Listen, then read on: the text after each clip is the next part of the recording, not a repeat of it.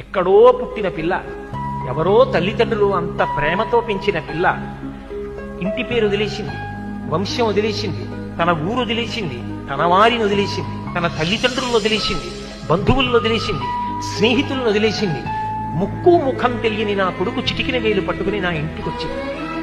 తాను మరణ సదృశమైన వేదన పొంది ప్రసవాన్ని పొందింది. నేను తాతనయ్యానని తాను పొంగిపోతాను.